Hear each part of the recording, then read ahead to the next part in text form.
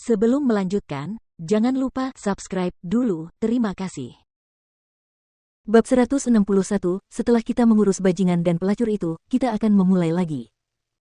Setelah kelas, Mukiki tidak dapat menahan diri untuk tidak menelepon Qian. Bagaimana perasaanmu hari ini? Kiki, aku tidak sehat sama sekali. Qian menangis. Aku pergi memeriksakan diri hari ini. Dokter mengatakan embrio tertanam di bagian bawah rahim. Aku mungkin mengalami keguguran. Kamu masih muda. Kamu masih bisa punya anak di masa depan. Mukiki merasa sedih untuk temannya. Tapi tanpa anak ini, Saon tidak akan pernah kembali padaku lagi. Ketika Mukiki mendengar ini, dia teringat apa yang dilihatnya setelah kelas. Duan Saon pergi ke sekolah untuk menjemput Bai Xinlan. Mukiki mendengus. Qian, bisakah kamu berhenti membohongi dirimu sendiri? Kiki, bisakah kamu berhenti memarahiku dan mendukungku tanpa syarat? Mukiki menarik napas dalam-dalam dan mengangguk. Baiklah. Kamu di rumah sakit mana? Aku akan pergi menemuimu. Saya sudah pulang. Kita akan bertemu lain waktu. Mukiki sangat kesal. Namun, dia tidak bisa berbuat apa-apa. Dia tidak bisa terlalu ikut campur dalam urusan pribadi Qian. Setelah kembali ke rumah kecilnya, Mukiki menatap dokumen medis dengan tatapan kosong. Su Zipei menjadi khawatir dan bertanya, ada apa? Kamu tampak tertekan. Bibi, aku berpikir, sungguh mengerikan jika seorang wanita mencintai pria yang salah. Apakah kamu sedang memikirkan Qian? Su Zipei entah bagaimana bisa menebak siapa yang sedang dibicarakannya. Anak ini memiliki latar belakang yang baik. Dia adalah gadis yang luar biasa dan keluarganya kaya. Mengapa dia harus bersikeras hanya mencintai satu pria? Sekarang dia bahkan telah hamil di usia yang begitu muda. Saat dia menyebutkan hal ini, Mukiki bertanya, kamu sepertinya tidak mengkhawatirkanku. Mengapa aku harus mengkhawatirkanmu? Aku percaya pada Tuan Muda Seng. Dia mungkin terlihat seperti playboy bagi orang luar, tetapi dia sebenarnya pria yang sangat berhati-hati. Dia tidak akan membiarkanmu menderita seperti Qian. Su Zipei mendesah. Kau bahkan tidak menyadari betapa baiknya pria yang kau temui. Aku tahu. Baguslah kalau kau tahu.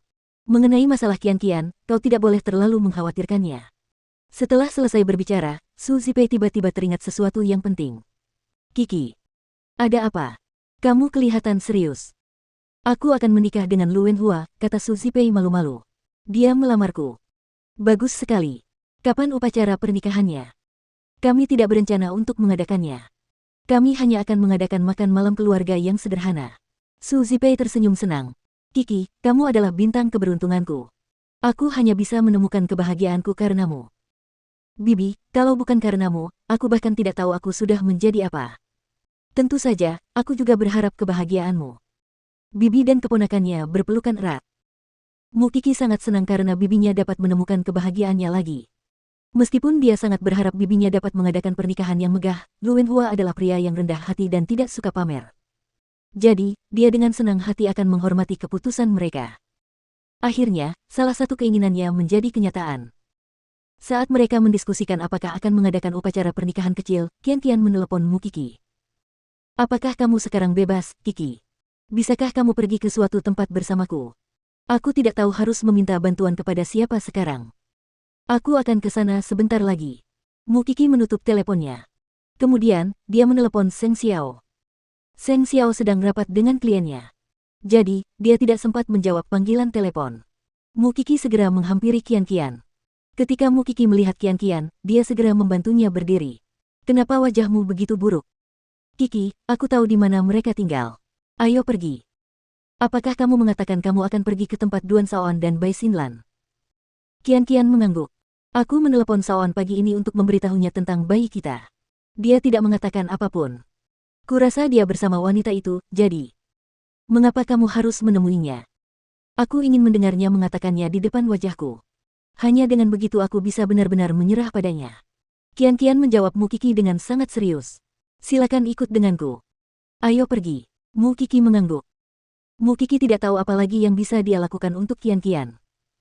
Meskipun Qian mungkin terlihat baik-baik saja sekarang, dia tahu Qian berada di ambang kesusahan besar. Dia mungkin akan hancur kapan saja. Mereka naik taksi ke apartemen yang dibicarakan Qian tadi. Mereka sampai di pintu yang benar tanpa banyak kesulitan. Mereka ada di sini. Qian mengangguk dan menekan tombol bel pintu. Tak lama kemudian, Duan Saon membuka pintu. Ia berpakaian santai. Bai Xinlan berdiri di belakangnya, mengenakan pakaian yang sama. Bagaimana kamu mengetahui tentang tempat ini? Kamu masih belum memberitahuku pendirianmu tentang bayi itu. Bukankah sudah kubilang kau yang memutuskan? Duan Shaoan berkata dingin. Matanya berkilat tidak sabar. Jika kau ingin mempertahankannya, silakan saja. Kedua keluarga kita mampu membesarkan bayi itu. Tapi, biar ku beritahu, aku tidak akan mengurusnya. Apa kau tidak tahu malu? Aku benar-benar terkesan denganmu. Kau masih bisa bersikap tenang saat melihat tunanganmu bersama wanita lain. Bai Xinlan mendengus. Apa kau sudah berubah menjadi kura-kura ninja satu? Shaoan, kamu berjanji padaku kamu tidak akan pernah menyentuh wanita lain. Kau tahu betapa suka bermainnya aku. Apa kau mengharapkan aku bersamamu seumur hidupku? Aku baru berusia 18 tahun. Duan Shaoan mengejek. Kau sudah dewasa. Jangan terlalu naif. Mata Qian berkaca-kaca. Dia mengangguk. Baiklah. Pulang saja. Jaga dirimu baik-baik. Ibu sedang menantikan kelahiran seorang cucu. Setelah itu, Duan Shaoan menutup pintu. Dia tidak menunjukkan rasa bersalah atau peduli sedikit pun terhadap Qian. Mu Qi berdiri di belakang Qian.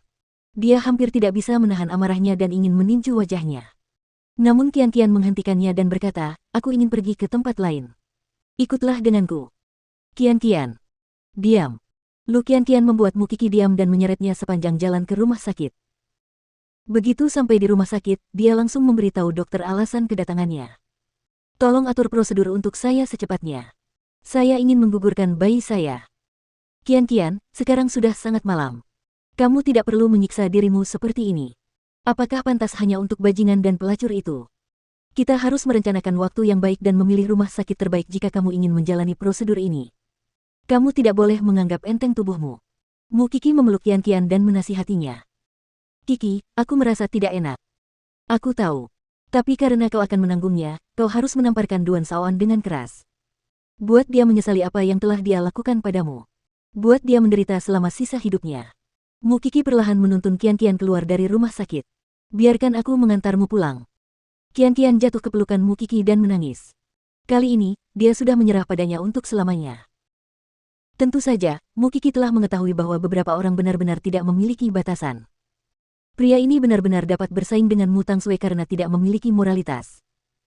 Dia benar-benar babi. Kamu harus memperlakukan Duan Shaoan seperti aku memperlakukan Mu Tangshui. Dia tidak pantas mendapatkan cintamu. Tetapi dia tahu tentang hubunganmu dengan putra mahkota. Kamu khawatir hanya karena ini. Xiao bilang dia akan mengurusnya. Jadi, kamu hanya perlu mengurus dirimu sendiri. Mu Qi berkata dengan sangat serius, berjanjilah padaku bahwa kamu akan berhenti bersikap bodoh. Batalkan bayinya. Setelah kita selesai mengurus bajingan dan pelacur itu, kita akan mulai lagi.